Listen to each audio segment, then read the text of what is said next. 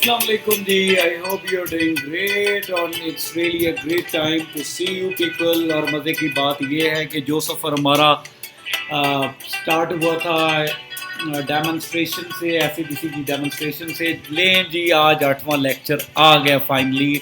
और 8वें लेक्चर का मतलब ये है कि हम जिस खेल को हमने स्टार्ट किया था उसके दरमियान तक पहुंच चुके हैं। और उसके बाद इस 8वें लेक्चर के बाद आप लोगों का मिड टर्म ऑलमोस्ट हो जाएगा, ठीक है। और उसके बाद हम मिड टर्म के बाद हम मिलेंगे फाइनल टर्म के लिए।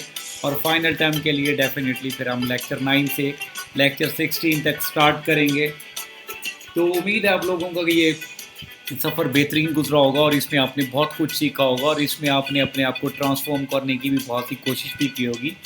एंड इसमें मैंने भी डेफिनेटली अपनी तरफ से दी बेस्ट ऑफ लाइक दिया है कि जिसमें आप लोगों की बेहतरी हो सके, आप लोगों का फ़ायदा हो सके और आप लोगों को कुछ ना कुछ एट द डे एंड आपकी वैल्यू में ऐड कुछ एडिशन हो सके। आज का 8वां टॉपिक है, 8वां लेक्चर है, 8वां मिड टर्म से पहले ये आखिरी लेक्चर है।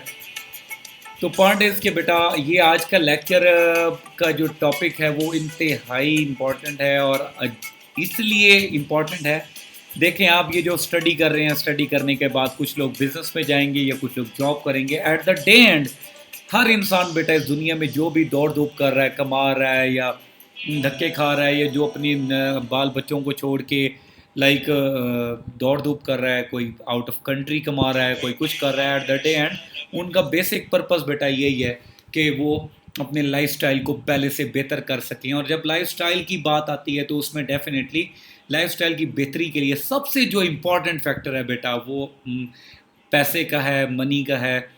कि डेफिनेटली जो पैसा है जब उसकी गर्दिश अच्छी होती है, हम फाइनेंशियल सर्कल हमारा अच्छा होता है तो बेटा हमारे मामलात 80% जो हमारे बाकी मामलात हैं वो फाइनेंशियल मैटर से जुड़े होते हैं। और अगर हमारे फाइनेंशियल सिचुएशन अच्छी है तो बेटा हम बेहतर तरीके से ग्रो कर सकते हैं, बेहतर तरीके से हम दुनिया को देख सकते हैं, एक्सप्लोर कर सकते हैं और हम अपनी हेल्थ का ख्याल रख सकते हैं, हम लोगों का ख्याल रख सकते हैं, हम उन लोगों का भी ख्याल रख सकते हैं लाइक जो अपने ख्याल नहीं रखते। तो पॉइंट इज़ बेटा कि आज के दौर में ये जो मनी मैनेजमेंट है, basically it's a course of money management आज के जो टॉपिक है। और याद रखिएगा कि जो अगर आपके माइंड में एक मैंने कहावत सुनी थी, आपको मुझे याद आ रही है तो वो मैं आप लोगों से अभी शेयर भी कर देता हूँ कि मिसाल के तौर पे दुनिया के अगर टॉप के 20 लोगों से अगर सारी दौलत छीन के वो दुनिया के सारे लोगों में बराबर बराबर बांट दी जाए तो इस बात की गारंटी दी जा सकती है कि दोबारा 2 साल बाद बेटा वो सारी दौलत उन्हीं 20 लोगों के हाथ में होगी जहाँ से वो स्टार्ट हुई थी। इसका मतलब ये है बेटा कि जो पैसे कमाने का ना या पैसे को अट्रैक्ट करने का एक आर्ट है। और ये आर्ट अगर हर बंदा जानता होता तो बेटा गुर्बत ना होती।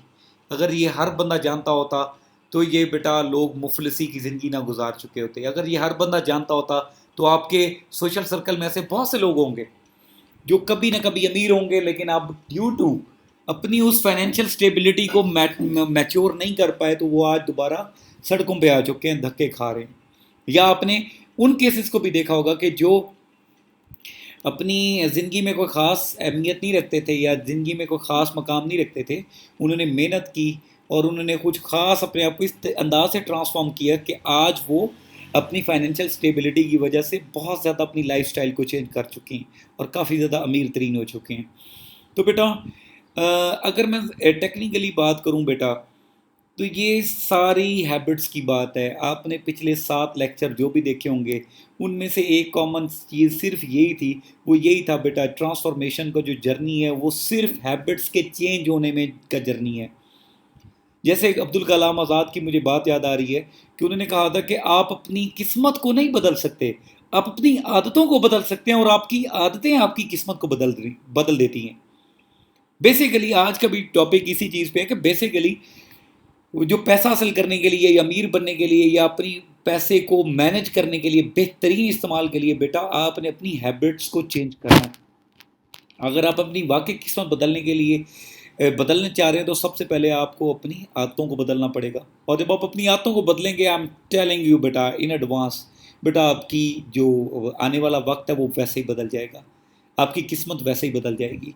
ठीक है, तो बेटा सबसे पहले तो आज के इस टॉपिक में आपको वेलकम करता हूँ। दूसरा हम इस पे आगे फर्दर चलते हैं। याद रखिएगा, अमीर बनने के लिए सबसे पहले कुछ जैसे ये दो हमारी जो सोशल सेटअप है वो दो क्लासेस में डिवाइड है। एक पुअर क्लास है, एक के रिच क्लास है। हम इसको सिंपल अंदाज में लेते हैं कि याद रखें कि जो पुअर लोग होते हैं ना, जो गरीब लोग होते हैं, उनकी भी कुछ आदतें होती हैं और अमीर लोगों के भी कुछ आदतें होती हैं।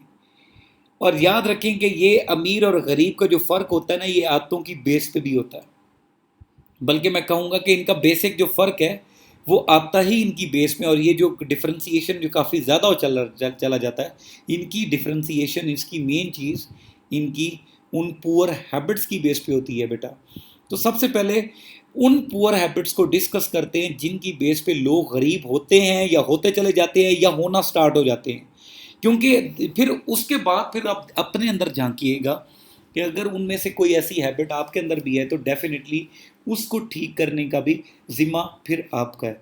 अगर आप उसको ठीक करेंगे, उसको ट्रांसफॉर्म करेंगे, उसको कन्वर्ट करेंगे रिच हैबिट में, रिच लोगों की हैबिट में, तो डेफिनेटली बेटा ना सिर्फ आप का फाइनेंशियल सिस्टम ठीक होना स्टार्ट हो जाएगा, बल्कि आपको लगेगा कि आप खुद भी फील करेंगे कि आप तरक्की करना स्टार्ट कर रहे हैं, आप आगे बढ़ रहे हैं, आप ज़िंदगी की दौड़ में बहुत आगे निकल रहे हैं। तो सबसे पहले भाई हम डिस्कस करते हैं पुअर लोगों की हैबिट्स क्या होती हैं। तो पहली हैबिट बेटा जो होती है, they watch a lot of TV.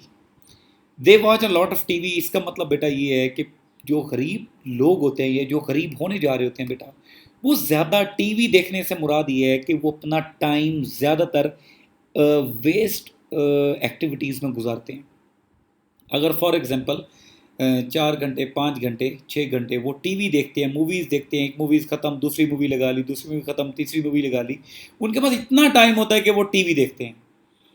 और अब अगर सक्सेसफुल लोगों के बेटा अगर ऑटोबायोग्राफीज पढ़ें तो आपको पता चलेगा कि वो उनके पर्सनल के जो बेडरूम्स हैं, उनको जो पर्सनल लाइब्रेरी थी, उनमें उनके घर में टीवी का कॉन्सेप्ट तक नहीं होता। उनके घर में एक ही टीवी होता है और वो उनके टीवी लाउंज में होता है, और वो भी just for the sake of के कैजुअल यूज़ के लिए रखा होता है, नॉट के ऑर्डिनरी और रेगुलर यूज़ के लिए वो नहीं रखते, क्योंकि वो इसको समझते हैं कि इससे उनका टाइम वेस्ट होता है और वही टाइम वो किसी अच्छे इसमें गुजार सकते हैं। तो जस्ट सी योर सेल्फ कि अगर आप ज़्यादा आपको टीवी देखने की आदत है बेटा, तो इस देखें कि आप इसको किस तरीके से मिनिमाइज़ कर सकते हैं। जैसे फॉर एग्जांपल आज के दौर में लोग आजकल लोग सीरीज़ देखना स्टार्ट करते हैं। आजकल लोग सीजन्स का दौर चल रहा है, तो लोग बैठते हैं तो 3 दिन 4 4 दिन कंसेक्टिवली सीजन देखते रहते हैं। तो देखिए कि जब एक बंदा कंसेक्टिव 3 4 दिन इतना डिटेल उसमें सीजन्स में जाएगा, तो देखिए इन 3 4 दिन में वो क्या काम कर सकता था जो अपना वेस्ट कर बैठता है। तो पहली बात कि बेटा अपना टाइम बहुत वेस्ट करते हैं। दूसरी हैबिट, दे eat fast food. Fast food से मुराद ये है कि वो ऐसा जंक फूड, वो ऐसा बैड फूड खाते हैं जिसकी वजह से ये जो ईट फास्ट फूड होता है, ये जो फास्ट फूड होता है और जो जंक फूड होता है बेसिकली, ये बेटा हमारी बॉडी को इंटरनली स्लो करता है। अगर आप थोड़ा हाइजीन पे पढ़ना स्टार्ट करें तो आपको पता चलेगा ये जितने भी चीज़ें ऑयल से, घी से या जिसमें कार्ब्स होते हैं, ये जितने भी कार्बोहाइड्रेट्स होते हैं, ये जितनी भी ऐसी चीज़ें हैं बेटा, ये हमारी बॉडी के प्रोसेस को स्लो करती हैं। और बॉडी के प्रोसेस को जब स्लो करते हैं तो इसका मतलब ये है कि हम लोग एक्टिव फील नहीं करते, और एक्टिव फील करने के बाद डेफिनेटली ना हम एक्टिव फील करेंगे, ना हम एक्टिवली काम करेंगे, ना ही एक्टिवली रिजल्ट जनरेट होंगे। तो फास्ट फूड खाने का मतलब ये है कि बॉडी स्लो प्रोसेस करेगी, तो हमारी बॉडी के जो आउटर जो हमारी के जो रिजल्ट्स होंगे वो भी स्लो मिलेंगे हमें। तो फास्ट फूड खाने से बेसिकली बॉडी स्लो करती है, रिस्पॉन्ड करती है, जिससे हम अपने आप को डिजीनेस फील करते हैं या ज़्यादा नींद आती है हमें। ऐसे लोग भी हमें देखे होंगे 10 घंटे 12 घंटे बल्कि 14 14 घंटे सोने वाले लोग भी देखे हैं हमने। तो इससे हमारी बॉडी का प्रोसेस स्लो हो जाता है, जिससे हम लोग ज़्यादा एक्टिवली काम नहीं कर सकते। जब एक्टिवली काम नहीं कर सकते तो हमें रिजल्ट एक्टिवली नहीं मिलते। थर्ड हैबिट बेटा, they start their day late. बेटा अब मैं आपको दोबारा कह रहा हूँ कि अपनी गूगल पे आप देख सकते हैं दुनिया के बेहतरीन टॉप सीईओज को देखें। अगर उनका आप सिर्फ अर्ली राइजिंग टाइम देखें ना कि वो सुबह कितने बजे, अर्ली वेकिंग टाइम के कितने बजे उठते हैं वो, बेटा मैं आपको अगर चंद लोगों का अगर बताना चाहूँ तो वो उनमें से लाइक इस वक्त जेफ बेजोस है जो इस वक्त अमेजोन के ऑनर हैं। जेफ बेजोस सुबह 4:30 बजे उठने का आदी है। टिम कुक जो करंट एप्पल का सीईओ है 4:30 बजे उठने का आदी है। बिल गेट्स है वो सुबह 5 बजे उठने का आदी है। मार्क जकरबर्ग है वो इस वक्त सुबह 5 बजे उठने का आदी है। अब जस्ट इमेजिन करें कि एक बंदा सुबह 4:30 बजे उठ के अपने आप को बॉडी को तैयार करता है, उस वक्त जो सुबह सुबह उसने काम करने होते हैं उसके लिए तैयार कर रहा है। एक बंदा अपना डे स्टार्ट कर रहा है सुबह 10 बजे, 11 बजे या 12 बजे। तो सोचें, दिन तो वही, वो कहते हैं ना कि हैं तो वही 24 घंटे आप सबके पास, लेकिन यहाँ पे गेम सिर्फ चेंज होती है कि जो जितनी जल्दी अपना डे स्टार्ट करेगा वो उतनी बेहतर अंदाज में बेहतरीन तरीके से अपने उन कामों को लेके चल सकेगा और बेहतरीन तरीके से प्रोडक्टिविटी दे सकेगा। बेटा अगर आपको लगता है कि आपकी अर्ली राइजिंग की हैबिट नहीं है तो बेटा आपको ये हैबिट चेंज करनी पड़ेगी। क्यों कहा जाता है, इस्लामिक पर्सपेक्टिव क्यों कहा जाता है कि बेटा सुबह सवेरे सूरज निकलने से पहले उठो, क्योंकि उस वक्त रिस्क तकसीम हो रहा होता है। उसका मतलब, उसकी लॉजिक सिर्फ यही है। या अगर थोड़ा और है आपको मैं रीज़न बताऊं तो फजर की नमाज, सुबह की नमाज 8-9 बजे सुबह क्यों नहीं रखी गई? वो सुबह सूरज निकलने से पहले क्यों रखी गई? इसका मतलब ये है कि आपको सवाब तो मिलेगा ही, इसके बाद आप सवाब कमाने के साथ साथ बेटा अपनी हेल्थ का भी ख्याल रखेंगे और अपने डे को बेहतरीन तरीके से सुबह सवेरे स्टार्ट करेंगे। और जब सुबह सवेरे स्टार्ट करने के हैबिचुअल हो जाएंगे तो बेटा आपके रिस्क में ऑटोमेटिकली इजाफा होगा। Don't sure on daily basis. बेटा जो गरीब लोग होते हैं या जो काहिल होते हैं, जो सुस्त लोग होते हैं, ये जो गरीब होने जा रहे होते हैं बेटा, वो बेटा डेली बेसिस पे श्योर नहीं लेते, डेली बेसिस पे उनको नहाने की आदत नहीं होती। इसका मतलब ये है कि ना हम जब हम डेफिनेटली जो नहाना होता है या जो हमें शावर लेना होता है, इसका मतलब ये है शावर लेने से हम अपने आप को बेसिकली फ्रेश फील करते हैं। जब फ्रेश फील बंदा कर रहा होता है तो हम अपनी जो काम कर रहे होते हैं या करना होता है वो हम बेहतरीन तरीके से, हमारी प्रोडक्टिविटी में इजाफा होता है, हम उसको बेहतरीन तरीके से कर सकते हैं। तो जो लोग फ्रेश फील नहीं करेंगे, अंदर से फ्रेश फील नहीं करेंगे, वो डेफिनेटली अपने बाहर के आउटर पर्सपेक्टिव में, आउटर इन्वायरमेंट में भी फ्रेश फील नहीं करवाएंगे।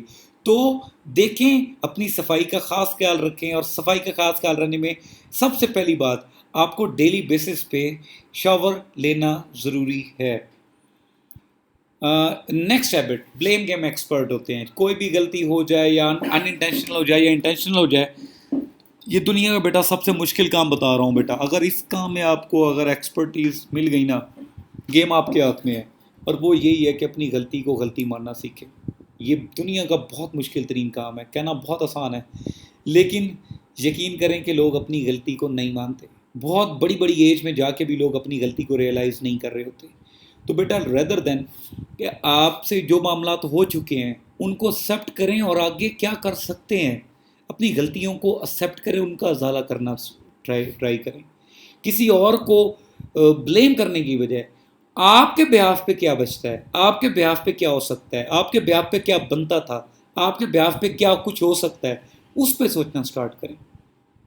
अगली हैबिट पे बात करते हैं, नो सेविंग हैबिट्स।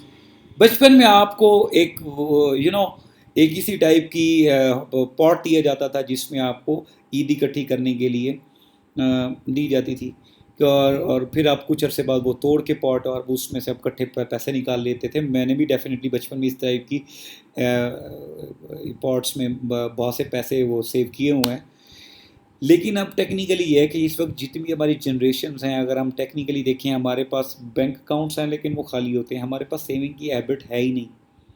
बेटा हमें बचपन से सेविंग की हैबिट कोई ख़ास नहीं सिखाई गई। तो बेटा गरीब लोगों की नेचर में एक और सबसे बड़ी बुरी जो एक हैबिट है वो ये है कि इन लोगों के पास इनको सेव करने की आदत नहीं है। इनके पास जितना आता है वो उतना ही खर्च कर लेते हैं और बाकी अपने सिस्टम को ठीक करने के लिए दोबारा उधार उठा लेते हैं। और फिर सिस्टम के एक गर्दिशी उस निज़ाम में फंस जाते हैं कि वो उधार चुकाते हैं, फिर दोबारा अपने सिस्टम को चलाते हैं, फिर वो चीज़ें पैसे ख़त्म हो जाते हैं, फिर दोबारा उधार उठा लेते हैं। तो इनके पास बेटा सेविंग हैबिट्स नहीं होती। और हैबिट देखते हैं जी, they take loans and use credit cards for meeting their personal desires. आजकल जो आपको बेसिकली ये एक और ज़्यादा सिस्टम में फंसाया जा रहा है, वो ये है कि जैसे अक्सर आप लोग सुनते होंगे कि किराए वो सॉरी किस्तों पे टीवी ले लें, किस्तों पे मोबाइल फ़ोन्स ले लें, किस्तों पे फ्रिज ले लें। मेरे ख़्याल से मैं इस चीज़ को मुनासिब नहीं समझता। और यकीन करें, मैं आपको अपने पर्सनल फ्रेंड का एक वाक़या कोट कर रहा हूँ मैं। उसको एक मोबाइल जिसकी कॉस्ट लाइक 1 लाख प्लस थी, लेने का बहुत शौक़ था। तो उसने क्या किया, उसके पास पैसे नहीं थे तो उसने कहा कि चलो व्हाई नॉट, मैं इसको किस्तों पे ले लेता हूँ मैं। यकीन करें कि जिस दिन वो मोबाइल लेके आया था उसी दिन उसके मोबाइल स्नैच हो गया। और फिर ये हुआ कि अगले 6 महीने उसने वो किस्त पे की जैसे तैसे करके, और फिर उसने उसके बाद तौबा की कि दोबारा नेक्स्ट टाइम लोन से अपनी पर्सनल डिज़ायर, देखें एक होती है नीड, एक होती है डिज़ायर। अगर अपनी नीड को फुलफिल करेंगे, चलो ये चीज़ तो समझ में आती है कि किसी से कर्जा लेके आप ऐसी नीड फुलफिल कर रहे हैं जो आपकी वाकई नीड है, बेसिक नीड है, जिसके बगैर वाकई आपका गुजारा नहीं है। लेकिन अपनी बेटा पर्सनल डिज़ायर को लोन के ज़रिए मीट करना, ये बेटा समझ में नहीं आता। अगर आप अपनी पर्सनल डिज़ायर्स को लोन्स के ज़रिए मीट करेंगे तो बेटा आप कभी भी आगे नहीं बढ़ पाएंगे। कभी भी वेट कर लें, थोड़ा वेट कर लें, सेव कर लें, लेकिन लोन्स और क्रेडिट कार्ड्स के चक्करों में ना पड़े, क्योंकि ये आपको मज़ीद गरीब करती हैं। ये आपको उस गर्दिशी निज़ाम से बाहर निकलने ही नहीं देती जिसमें आप स्टेबिलिटी की तरफ जाते हैं। तो always surrounded with the poor people. आपको एक फिश फैक्टर बताता हूँ। वर्ल्ड वाइड में फिश फैक्टर है कि फिश फैक्टर में ये है कि आपके दुनिया में एक थ्योरी चल रही है कि आपके 5 बेहतरीन दोस्त से मुराद जिनके साथ आपका सबसे ज़्यादा टाइम गुजरता है बेटा, वो आपके जैसे वो होंगे, जो उनका लाइफस्टाइल होगा, जो उनकी हैबिट्स होंगी, इवन जितना उनके पैसे अर्निंग कर रहे होंगे वो वैसे ही आप खुद होंगे। आप उनकी एवरेज होते हैं, आप अपने 5 क्लोजेस्ट लोगों की एवरेज होते हैं। तो आप देखें इर्द गिर्द आप जिनके साथ ज़्यादा टाइम स्पेंड कर रहे हैं, आप उनकी एवरेज 100% होंगे। और देखें अगर आपके दोस्तों में कोई ख़ास तरक्की नहीं हो रही, देन मैं ये नहीं कह रहा कि अपने दोस्तों से कतई ताल्लुक़ कर लें, लेकिन उन लोगों के साथ ज़्यादा टाइम स्पेंड करना स्टार्ट करें जो लोग आपकी सोशल वैल्यू में, आपकी वैल्यू एडिशन में आपके लिए काफ़ी ज़्यादा फ़ायदेमंद साबित होते हैं। देखें गरीब के साथ बैठेंगे गरीब ही रहेंगे, गरीब के लिए अमीर के साथ बैठना स्टार्ट करेंगे, उन लोगों के साथ बैठेंगे तो उनकी हैबिट्स लेके उठेंगे, उनकी ख्यालात लेके उठेंगे। तो जब अमीर हो जाएंगे तो फिर अपने इन दोस्तों को भी गरीब सर्कल से निकाल। वो कहते हैं ना कि अगर आप फंसे हो और आपका दोस्त भी एक ही तूफान में फंसा हो तो आप अपने आप को ही सेव करें, क्योंकि अगर आपने अपने आप को सेव कर लिए तो आप अपने दोस्तों को भी सेव कर सकते हैं। अगली हैबिट पे चलते हैं। Never follow through their ideas and use potential. बेटा आप ये जो गरीब लोग होते हैं कभी भी अपने आइडियाज़ को और अपनी पोटेंशियल को इसलिए इस्तेमाल नहीं कर पाते क्योंकि ये जिस सर्कल में रहते हैं, क्योंकि इनके दोस्त गुर्बत वाले होते हैं, ये जिस निज़ाम में रह रहे होते हैं, यहाँ पे इनको बचपन से ही डराया जाता है। इनको अपने पोटेंशियल को, अपने आइडियाज़ को फॉलो नहीं करने दिया जाता। इनको ये डराया जाता है कि फेलियर के चांसेस ज़्यादा हैं। इन पे वो बेसिकली इनका माइंड बना दिया जाता है कि ये आगे बढ़ के कामयाब नहीं हो सकते, और तो इस वजह से इनमें एक ख़ास लेयर बन जाती है, और वो लेयर होती है डर जाने की, पीछे हट जाने की। तो वो इस लेयर के साथ ही जी रही होती है।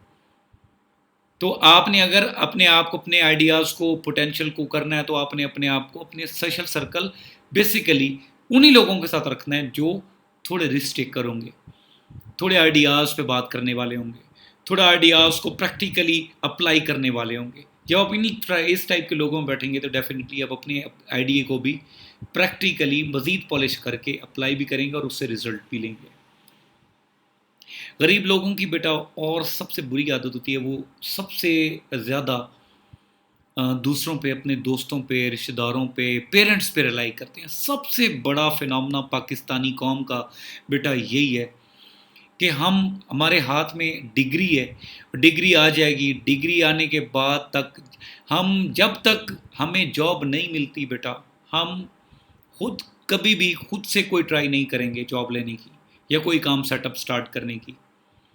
और यही लोग, हम में से ही उठ के लोग, जब हम स्टडी वीज़ा पे अमेरिका, कनाडा, ऑस्ट्रेलिया किसी और कंट्री में, जर्मनी में जाते हैं बेटा, हमारे पाकिस्तानी बच्चे वहाँ पे वॉशरूम्स भी साफ़ कर रहे होते हैं, वहाँ पे वो वेटर भी बने होते हैं, वहाँ पे पेट्रोल पंप्स पे भी पर आवर जॉब कर रहे होते हैं। क्योंकि बेटा इनको पता होता है कि पीछे से पैसे नहीं आने, इन्होंने यही जॉब करनी है, इसी जॉब से पैसे कमाने हैं, इसी जॉब से अपनी लिविंग मेंटेन करनी है, इसी जॉब से अपना कॉलेज की, यूनिवर्सिटी की फ़ी पे करनी है, और इसी पैसों को कमा के फिर कुछ हिस्सा घर भी भेजना है वापस।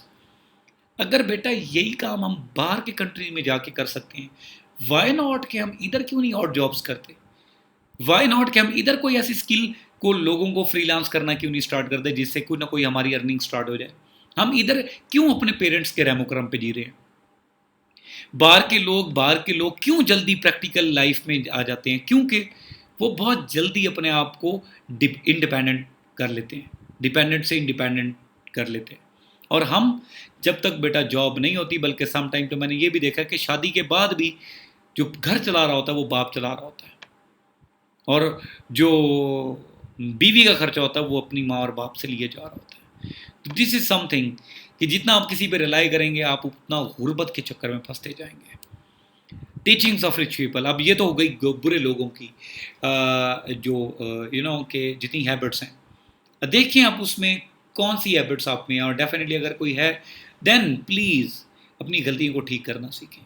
अब टीचिंग्स ऑफ रिच पीपल उन लोगों की टीचिंग्स पे जाते हैं जो लोग अमीर हुए हैं, या जो लोग गरीब से अमीर हो गए हैं, या जो लोग अमीर से अमीर तर होते जा रहे हैं।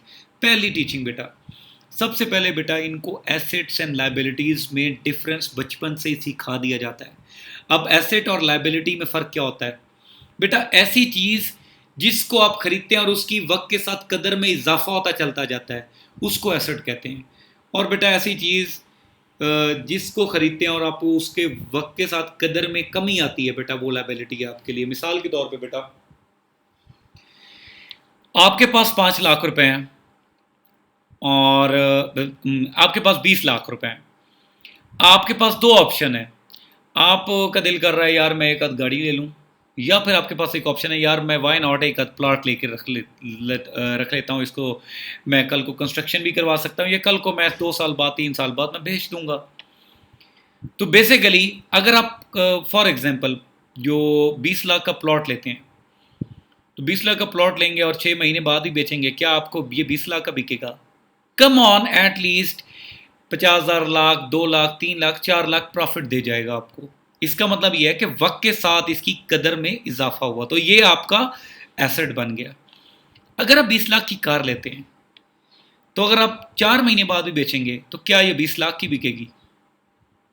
कभी भी नहीं बिकेगी, क्योंकि वक्त के साथ ऐसी चीज़ें जो आपकी बेटा, जिनकी कदर में कमी हो जाए बेटा, वो उनकी लाइबिलिटीज़, वो लाइबिलिटीज़ के ज़ुमरे में आती हैं।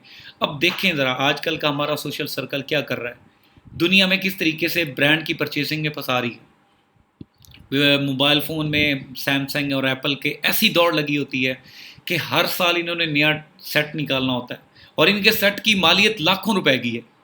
सोचें ज़रा कि जस्ट लाइक जो लोग कपड़ों की तरह अपने मोबाइल को तब्दील करते हैं, कि जैसे एक सेट आया, लेटेस्ट मॉडल आया, उसके 6 महीने बाद दोबारा लेटेस्ट मॉडल आया, वो बेच दिया, दोबारा 50,000 डाल के और ले लिया। सोचें, वो टेक्निकली तो अपने ब्रांड्स कॉन्शियस के चक्कर में तो वो कर रहे हैं, लेकिन एट द डे एंड वो टेक्निकली वो गरीब गुर्बत की सर्कल पे जा रहे हैं, गुर्बत के उस सर्कल में जा रहे हैं। तो जो अमीर लोग होते हैं बेटा, वो अपनी एसेट की परचेसिंग में जाते हैं, और अपनी ख्वाहिशात को एसेट परचेज करके उनके प्रॉफिट में से जो वो इनकम निकलती है, उससे अपनी ख्वाहिशात को परचेज करते हैं, ख्वाहिशात को मीट करते हैं। तो जो अमीर लोग होते हैं उनको एसेट्स एंड लायबिलिटीज़ का डिफरेंस बचपन से ही बता दिया जाता है। इसके लिए मैं आप लोगों को एक बुक भी सजेस्ट करने जा रहा हूँ बेटा। अब आप इस पे मनी मैनेजमेंट पे one of the most favourite and one of the finest book है बेटा, rich rich dad poor dad. इसके ऑथर का नाम फ़िलहाल मैं स्किप कर रहा हूँ, बट जब आप लिखेंगे बड़ी मशहूर बुक है। Robert Kiyosaki, Robert Kiyosaki money management पे दुनिया का बेहतरीन ऑथर है ये। और इस वक्त दुनिया का जो अमेरिका का जो डोनाल्ड ट्रंप है सदर प्रेसिडेंट, इनके साथ भी इसकी बहुत सी बुक्स आ चुकी हैं। तो रॉबर्ट कियोसाकी की रिच डैड पुअर डैड जब आप बुक पढ़ेंगे आपको मज़ीद चीज़ें इस बारे में मनी मैनेजमेंट पे मज़ीद क्लैरिटी होगी। तीसरी बात जो अमीरों में होती है, learn to sociable and connecting with the people. ये लोग कनेक्शन डेवलप करने में अच्छे होते हैं। ये इन लोगों को सिखाया जाता है कि आप अपनी स्किल को बेचना है या अपनी अपनी सर्विस को बेचना है, या तो आपको लोगों के साथ कनेक्शन डेवलप करने पड़ेंगे। कनेक्शन डेवलप करने का मतलब जहाँ पे इनकी ज़रूरत है या इनकी स्किल की ज़रूरत है, तो आपको उनको जितना आप ज़्यादा कनेक्ट करेंगे उतना ज़्यादा आप अपनी स्किल को इनडायरेक्टली डायरेक्टली मार्केट भी कर रहे होंगे। तो ये बचपन से कनेक्शन बहुत अच्छे से डेवलप कर लेते हैं बेटा। इनको एक और चीज़ होती है कि ये डेली हैबिट्स पे डेली बेसिस पे अपने आप को उसी प्रोसेस में रखते हैं कि डेली बेसिस पे इन्होंने सीखना है, सेल्फ अकाउंटेबिलिटी की प्रोसेस में सीखते हैं। यहाँ पे स्लाइटर फिलॉसफी की बात हुई है। स्लाइटर फिलॉसफी पहले भी मैं लेक्चर्स में पढ़ा गया हूँ मैं, कि बेटा अगर आप नाखून के ज़रे के बराबर भी अगर आप डेली बेसिस पे सीखते हैं और इस अंदाज में आपको ये कि इस अवेकनिंग के साथ आप ये सीखते हैं कि डेली बेसिस पे आप में वाकई कुछ ना कुछ चेंज हो रहा है, तो डेफिनेटली आपकी स्लाइट एज फिलॉसफी होगी, क्योंकि इसका मतलब साल के बाद आपकी पर्सनैलिटी टोटली तौर पे ट्रांसफॉर्म हो जाएगी। तो अपनी डेली बेसिस की जो हैबिट्स हैं उनको शेप अप करते हैं, उनमें जो गलतियाँ होती हैं उनको रीट्रांसफॉर्म करने की, चेंज करने की, ठीक करने की कोशिश में बेटा ये लगे रहते हैं। इनको बेटा एक और थॉट दी जाती है, बचपन से इनको ये थॉट दी जाती है और इसी थॉट के साथ बड़ा किया जाता है बेटा। अक्सर आपने वैसे सुना होगा अमल कि पैसा जो है एक शैतानी अमल है और ये बहुत बुरी चीज़ होती है। ये बेटा गरीब लोगों की सोच होती है। जो अमीर लोग होते हैं, ये अमीर होने जा रहे होते हैं बेटा, इनका ख्याल यही होता है, इनके थॉट यही होती है कि पैसा बहुत अच्छी चीज़ है और ये बहुत, और इससे हम ना सिर्फ अपना सेटअप ठीक चला सकते हैं बल्कि और भी बहुत से लोगों का सेटअप ठीक चला सकते हैं। तो इस तरीके से इनको बचपन से ये बताया जाता है कि पैसा एक अच्छी चीज़ है और इसको कमाने में कोई मज़ायका नहीं है, इसलिए इनकी थॉट प्रोसेस को उसके मुताबिक लगा दिया जाता है। आगे चलते हैं जी। Increase income instead of lowering expenses. जैसे जैसे इंसान कमाता है उस तरीके से इंसान के एक्सपेंसेस भी बढ़ते जाते हैं, क्योंकि डेफिनेटली बहुत से फिर मामलात में फिर इंसान बहुत सी चीज़ें में ओपनली होकर ऑप्शंस देखना स्टार्ट कर देता है, फिर अच्छी ऑप्शंस पे जाता है तो डेफिनेटली खर्चा ज़्यादा होता है।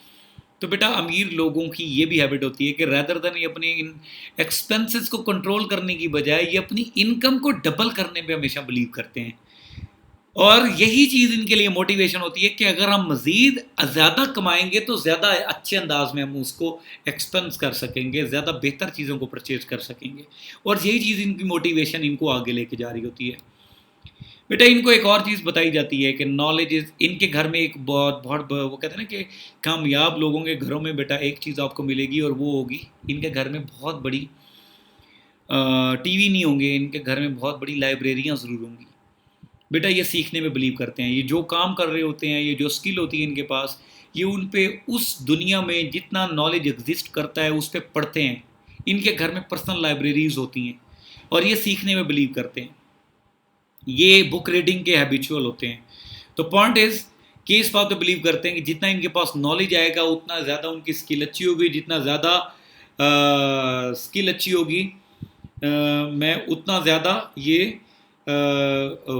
अच्छे अंदाज में कि इसको परफॉर्म कर सकेंगे। आगे चलते हैं जी। इन्वेस्ट। बेटा इनको एक और चीज़ सिखाई जाती है कि इनको कंटिन्यूअस री इन्वेस्टमेंट सिखाई जाती है, कंटिन्यूअस इनको री इन्वेस्टमेंट सिखाई जाती है। इनको बेसिकली अगर एक चीज़ में इन्वेस्ट किया और वहाँ से प्रॉफिट मिला है, तो वो जो प्रॉफिट होगा उसमें से आधा प्रॉफिट है उससे अपनी पर्सनल डिज़ायर्स पे खर्च करेंगे, और दोबारा वो आधा प्रॉफिट दोबारा री इन्वेस्टमेंट कर देंगे। और इसी तरीके से इनको जब ये री इन्वेस्टमेंट बंदा करता है तो इंसान का जो नेटवर्थ है वो बढ़ती जाती है। तो इनके इनके पास एक और बड़ी आदत होती है, बहुत अच्छी आदत सिखाई जाती है इनको, इनमें आदत होती है, हैबिट होती है कि ये कंटिन्यूस री इन्वेस्टमेंट करते रहते हैं। Learn to be solution master. बेटा इनको और बचपन से बेहतरीन आदत सिखाई जाती है, और वो ये सिखाई जाती है कि अगर कोई प्रॉब्लम आ गई है तो प्रॉब्लम पे फोकस कभी भी नहीं करना, आप उस प्रॉब्लम के बाद क्या कर सकते हैं, सोल्यूशन क्या है, करना क्या है, अब आपने इस मुश्किल से निकलना कैसे है, सोल्यूशन की तरफ जाना कैसे है, सोल्यूशन मास्टर्स बनाते हैं इनको। इनको ये सिखाया जाता है कि सोल्यूशंस कैसे पैदा करते हैं।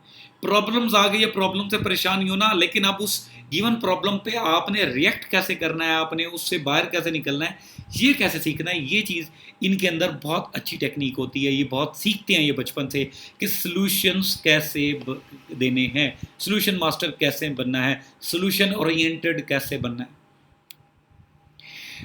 है। इनको बेटा सबसे इंपॉर्टेंट रूल सिखाया जाता है, और वो 80-20 रूल है। मिसाल के तौर पे बेटा हमारे 24 घंटों में 80% ऐसे काम होते हैं जिससे हमें 20% रिजल्ट्स मिल रहे होते हैं, और अगर हम थोड़ा गौर से देखें तो हम 20% ऐसे काम करते हैं जिससे हमें 80% रिजल्ट मिल रहे होते हैं।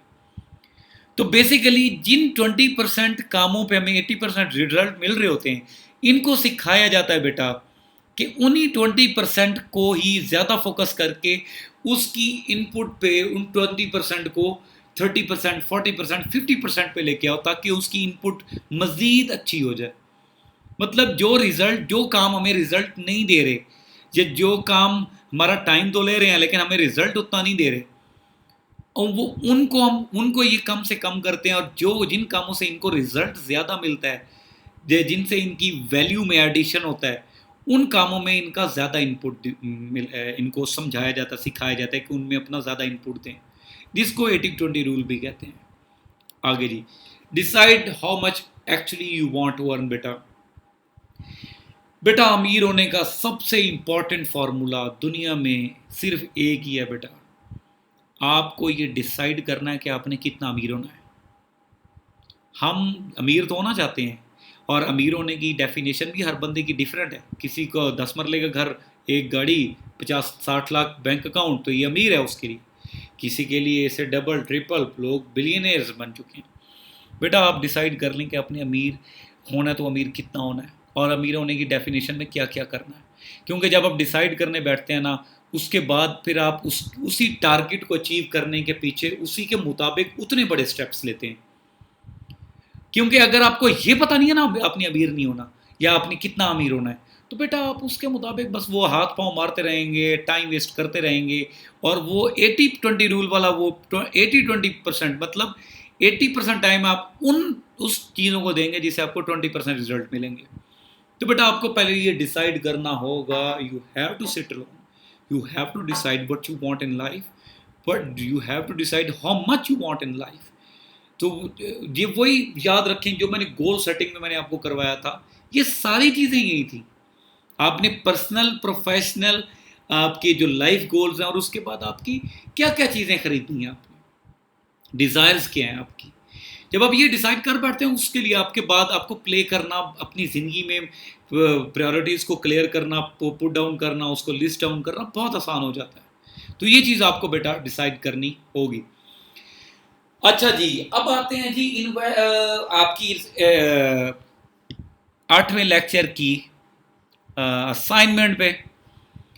क्योंकि आपको मैंने ये सारी चीज़ें बताई हैं, अब आपने मुझे बेटा 10 बिजनेसेस की चीपेस्ट बिजनेस जो या तो बिल्कुल ज़ीरो इन्वेस्टमेंट या फिर मिनिमम इन्वेस्टमेंट से स्टार्ट हो सकते हैं, उसकी सिर्फ बिजनेस को गूगल से सर्च करके उसकी लिस्ट तैयार करके आपने उसको पोर्टल पे सबमिट करानी है विद इन गिवन टाइम। बेटा अब आपको थोड़ा माइंड को क्लियर करने के लिए मैंने कुछ बिजनेसेस को आपको शो भी कराया ताकि आपको आइडिया क्लियर हो जाए कि बेटा ये वो बिजनेसेस हैं जिसको आप ज़ीरो इन्वेस्टमेंट से या मिनिमम इन्वेस्टमेंट से आप स्टार्ट कर सकते हैं और डेफिनेटली स्टार्ट कर सकते हैं, तो आप इस चीज़ को बढ़ा भी सकते हैं।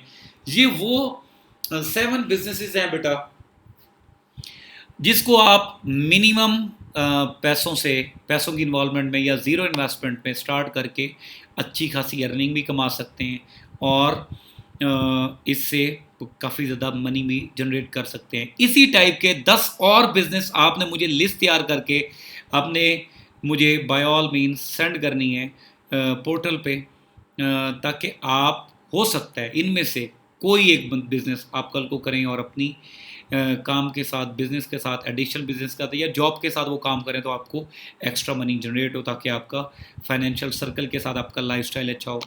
विश यू गुड लक बेटा। This is all about money management.